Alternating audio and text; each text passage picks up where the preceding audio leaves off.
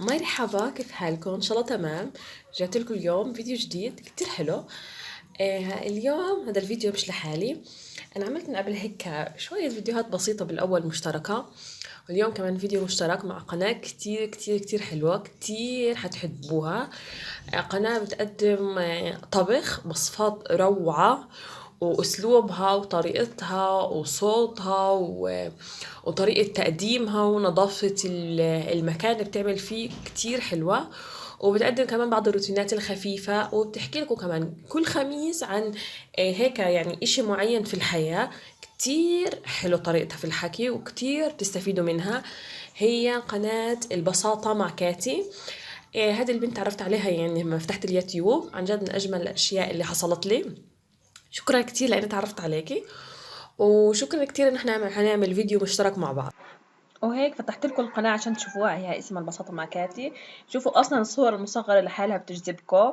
شوفوا مثلا هيك عاملة ريفيو عن الغاز، بتعمل طبخات دائما. شوفوا هنا في روتينات هيك صغيرة وبسيطة هيك ولذيذة، الروتينات كتير.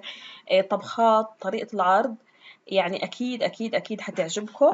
روحوا على القناة، أنا حسيب إياها في صندوق الوصف، وإن شاء الله تشتركوا عندها. هي بتعمل كل خميس فيديو بيحكي عن إشي في الحياة. فالمرة هذه اللي حنحكي أنا وياها، حتشوفوا الفيديو على قناتها وحتشوفوه على قناتي برضه. يعني حنعمل هم 3 أسئلة، أنا حجاوب على السؤال، رح أضيف لكم هنا يعني جوابي وجوابها وجوابي وجوابها. هلا حتشوفوا كيف بالفيديو. واكيد هحط لكم يعني قناتها في صندوق الوصف، حسبت لكم اياه وباول تعليق مثبت. يا ريت تروحوا تشتركوا عندها، عن جد قناة بتجنن بتجنن بتجنن، كتير حلوة وكتير حتحبوها. ويلا نبدأ الفيديو. هلا الفيديو هو 3 أسئلة، تمام؟ يعني أنا وياه حنجاوب على نفس الأسئلة. هلا حنشوف إيش السؤال الأول. السؤال الأول بتقول: إمتى الست تشعر إنها كبرت بالسن، أو إمتى المفروض إنها تحس حالها كبرت بالسن؟ أنا رأيي الخاص إنه هذا الإشي داخلي جوا أي ست في الدنيا. يعني في ستات بحسوا حالهم كبروا من عمر ال20 سنة، خلص بتحس حالها كبرت. وفي نساء ما شاء الله بتلاقيها على ال50 وفي قمة الحيوية وبتروح وبتيجي. فهذا الإشي بكون داخلي. حاولكوا إشي شخصي هيك شوية. لما كنت صغيرة كنت أتخيل إنه الست لما تصير 30 خلاص هي لازم تكون يعني كيف تعدت المرحلة، ولازم هيك تكوني راكزة كتير كتير، وتبدأ هيك تلبسي الألوان الغامقة، يعني بني وأسود وكحلي وبنفعش هاد الألوان المفرفعة. خلاص أنت على 30 يعني تعديتي المرحلة. لما قربت على عمر ال30 كتير خفت إنه أنا لا بديش أصير هيك. أنا يعني ليش أنا ما كبرت؟ طيب صرت 30، طبعا أنا عديت ال30 يعني. صرت 30، طيب صبحت تاني يوم إيش؟ ما تغيرش شي؟ لا ما تغير أي إشي. إذا الإشي ملوش علاقة بالعمر، له علاقة من نفسيتك من جوا.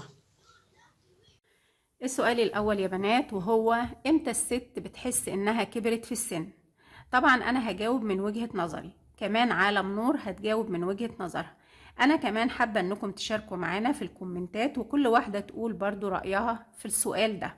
إمتى الست تحس إنها كبرت في السن؟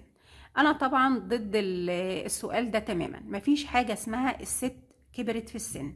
الست هي الست في كل الأوقات. كمان الست هي اللي تقدر تحدد، وهي اللي تدي لنفسها الإحساس إذا كانت كبرت أو إذا كانت لسه صغيرة أو لسه شباب. مش هنقول صغيرة يعني طفلة أو بفيونكات، لا طبعا. ومش هنتصابى، كل واحدة هتعيش سنها، بس تعيشه صح يا جماعة. احنا للأسف لما بنكبر، أو مثلا الواحدة يبقى عندها 40 50 60 70، خلاص الدنيا بتقف لحد كده. طبعا مش كله، في ناس لا بتعيش حياتها لآخر يوم في عمرها، وبتحس ان هي لسه شباب. ولكن في ناس بتعيش في دور كئيب للأسف، ان هي خلاص مجرد انها وصلت 40 50 60، ايا كان العمر اللي وصلت له، انها خلاص بتفقد الحياة، وان هي خلاص قاعدة بقى مستنية الموت، ودورها كده انتهى في الحياة وخلاص. انا بقى ست كبيرة عندي 50 سنة 60 سنة، خلاص بقى ما يعني ايه، لا اروح ولا اجي ولا البس ولا اقول ولا اعمل. لا طبعا ده كله غلط، وده كله اللي بيكبرنا في السن، سن تاني فوق سننا. انا لو اديت لنفسي احساس من جوايا ان انا لسه صغيرة، مش طبعا صغيرة ان انا هتصابى، لا طبعا هعيش سني بس اعيشه صح. ربنا سبحانه وتعالى ادالنا الحياة علشان نعيشها، فرض علينا قيود. القيود دي مش عشان تخنقنا، لا، القيود دي علشان تعرفنا الحلال من الحرام. مادام انا عايشه حياتي بالقيود دي، ان انا برضي ربنا وبراعي ربنا في كل حاجه، يبقى ايه المانع ان انا اعيش حياتي؟ ايه المانع ان انا البس فستان حلو بيعجبني مناسب لسني، ولكن مش لازم يكون اسود، مش لازم يكون يعني لون كئيب، بالعكس. ليه لا؟ ليه لا ان احنا نعيش الحياه زي ما ربنا ادهلنا؟ احنا يا جماعه اللي بنفرض على نفسنا القيود، واحنا اللي بنكبر نفسنا، احنا اللي بندي لنفسنا الاحساس ان احنا كبرنا او ان احنا لسه شباب. الست تقدر تفضل شباب من اول يوم في عمرها لاخر يوم في عمرها، حتى لو وصلت 100 سنه، وبرضه هي اللي تقدر تدي لنفسها الاحساس انها كبرت وخلاص راحت عليها وما بقالهاش لازمه في الحياه، من اول يوم في حياتها برضه لاخر يوم في حياتها. فكله في ايديكي انت تقدري تكبري نفسك، وانت تقدري تصغري نفسك، وملوش علاقه بالماديات. يعني ما في ناس تقول ايه، اصل ما عندهمش مشاكل، اصل ما اعرفش ايه، اصل دي كلها شماعات احنا بنعلق عليها اخطائنا. لا، انت بكل بساطه ادي لنفسك احساس من جواكي ان انت شباب. الاحساس ده بس كفيل ان هو يخليكي دايما شباب. ده طبعا رايي في السؤال ده. السؤال الثاني: متى بتحس المرأة إنها فقدت الشغف بالحياة أو حب الحياة؟ والله هذا الموضوع له علاقة بالبيئة اللي هي عايشة فيها الست. يعني في أحيانا البيئة اللي هي عايشة فيها خلص برضو دائما بتحسسها إنه أنت كبيرة، فلازم ما تحبيش، يعني لازم ما تكونيش نشيطة، مش لازم يعني إذا صرتي مثلا 30 40 مش لازم تلبسي تركبي مثلا مرجحة، مش لازم تلبسي ألوان ملونة، لازم خلص تقعدي هيك على زاوية وتمسك القرآن تتعبدي وخلص. لا، هو لازم الإنسان طبعا يعني ينتبه لآخرته أصلا من أول حياته، ما إلها علاقة. شغف الست في الحياة لازم يضله، إذا توقف هذا الشغف هي رح تتوقف عن الحياة أصلا. يعني ما فيكي توقفي طموحها وحبها الحياة لآخر يوم. يعني عن جد أنا بعرف نساء كتير مثلا على عمر 50 لسه راحت تعمل دورات، على عمر 60 راحت تطور نفسها، راحت تاخد دورة خياطة، راحت يعني كتير في شغلات. وعن جد وعندي نماذج قريبة جدا من حياتي، يعني على 50 راحت تاخد دورة كمبيوتر وتقول ليش أنا يعني ما بعرفش. عن جد وعلى أكتر من 50 تاخد دورة سواقة وتشوف ليش الحياة ماشية. إذا هذا الشغف بالحياة هو برضه شعور داخلي عند أي ست. في ستات بتكون عمرها 20 سنة وحاسة حالها، طبعا بنتي جنبي، في بكون عمرها 20 سنة وحاسة حالها لازم توقف وما تعملش أي حاجة في الدنيا. السؤال التاني يا بنات، وهو امتى الست بتفقد الشغف في الحياة؟ طبعا الشغف ده هو الاستمرار في الحياة. الشغف ده هو الاستمرار في الحياة. طيب، فقدان الشغف ده حالة بنمر بيها، هي حالة مش هي الحياة كلها، لا هي حالة من ضمن حالات كتير جدا احنا بنعيشها في الحياة. طيب، هل فقدان الشغف ده ليه علامات وليه حلول؟ طبعا ليه علامات وليه حلول. علاماته ايه؟ يعني امتى اعرف ان انا خلاص فقدت الشغف في الحياة؟ الشخص اللي بيفقد الشغف في الحياة بيجيله حالة من الاكتئاب. هو ده فقدان الشغف، اللي هو الاكتئاب، اللي هو عدم المبالاة، لا مبالاة في أي حاجة بتحصل حواليه، سواء حلوة سواء وحشة سواء أي حاجة، مفيش لا مبالاة. يعني هو عايش كده زي الهوا، ملوش أي لازمة. طبعا من وجهة نظره هو، مش من وجهة نظر الآخرين، لأن هو اللي بيدي لنفسه الإحساس ده. بيبقى قاعد كده مستني الموت، يعني خلاص الدنيا وقفت لحد كده وخلاص، هو فاقد كل حاجة حواليه أو فاقد اللذة بكل حاجة حواليه. دي علامات فقدان الشغف في الحياة. طيب نحلها ازاي؟ بحاجات بسيطة قوي.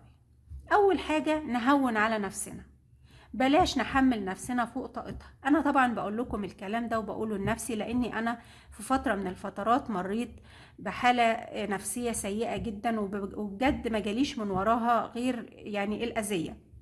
فبجد لازم نحاول نهون على نفسنا، يبقى دايما عندنا يقين ان الخير جاي وان ربنا موجود. كمان اهم حاجه في الموضوع ده يا جماعه هو بلاش نتعلق بالاخرين. يعني بلاش تتعلقي قوي بجوزك او تتعشمي فيه قوي، من الاخر كده يعني بالبلدي. بلاش كمان تتعشمي في ولادك قوي، بلاش تتعشمي في اخواتك، يعني بلاش تتعشمي في الدايره القريبه قوي منك. طبعا مش هنشيلهم من حياتنا، ولكن ما نحطش عشم علشان ما نتصدمش بعد كده، وده هو اللي بيسبب لنا الاكتئاب او بيسبب لنا عدم الشغف في الحياه. بلاش نحط يعني ايه عشم زيادة عن اللزوم علشان نرتاح، وعلشان كمان نعرف نعيش حياتنا بطريقة كويسة. يعني مثلا انت قاعدة مستنية ان جوزك هيعمل حاجة معينة ما عملهاش، خلاص ما تقفيش عندها، ما تقفيش عندها، لان لو وقفتي عندها انت اللي هتتعبي. هو ممكن ما يكونش واخد باله، ممكن هنديله اسباب كتير واعذار كتير. مثلا ابنك متجوز مثلا وما جاش سأل عليكي، او مثلا خرج هو ومراته او اي حاجة. ما تشغليش نفسك بالتفاهات دي، لو شغلتي نفسك بالتفاهات دي هو ده اللي بيدخلك في حالة عدم الشغف او فقدان الشغف في الحياة. الحاجات دي يا جماعة حاجات بسيطة، بس مع التراكمات هي اللي بتدينا احساس بالاكتئاب، واحساس بان احنا خلاص مش عاوزين نعيش الحياة، وخلاص الحياة دي مش حلوة، وحاجات كتيرة قوي احنا في غنى عنها. فخدوا بالكم، هونوا على نفسكم، كمان خلوا دايما عندكم ثقة في الله ان الخير موجود، وان الحياة حلوة ولازم نعيشها وهنعيشها، لاننا نقدر نعمل كده. ده طبعا تاني سؤال هسيبكم. السؤال الثالث: هل دور الست فعلا بينتهي عندما بكبر أبنائها؟ يعني أعتقد إنه السؤال معناه إنه هل دور الست هو بس التربية؟ يعني بمعنى إذا خلصنا، يعني خلصت دورها في التربية هو خلص دورها في الحياة ومش لازم تعمل أي حاجة؟ لا، هو بتوقف جزء من دورها. يعني بننكرش انه اذا اولادها كبروا وكل واحد فيهم شوف حياته، هي حتحس في نوع من الفراغ، والفراغ الكبير، لانه هدول الاولاد دوشتهم في البيت لها دوشه حلوه. يعني شوفي قديش احنا اولادنا لسه صغار وعم نتضايق من دوشتهم ولخبطتهم، والبيت بتلخبط وبترتبش. بس بكره لما يصير اولادك كبار وبيتك على طول مرتب، يعني حتحسي برضه بنوع من الاحباط، انه انت يعني تحس الست، اعتقد هيك، انه هي بتحس انه هي فقدت جزء مهم من حياتها. بس هذا الاشي اذا انت دائما من بدري دائما رتبتي لحياتك من الاول. يعني انا مثلا بتكوني انت مرتبه انه هدول الاولاد مش هيضلوا عندي طول عمر، واكون انا عارفه انه هدول لهم بيتهم وحيطلعوا في يوم من الايام، فانا لازم اكون مثلا عملت بزنس خاص الي. انت مثلا تعلمتي، انت يعني يمكن تعلمتي من البيت الخياطه، يمكن تعلمتي تعملي تريكو، تعلمتي اي اشي ما يخليكيش طول النهار فاضيه.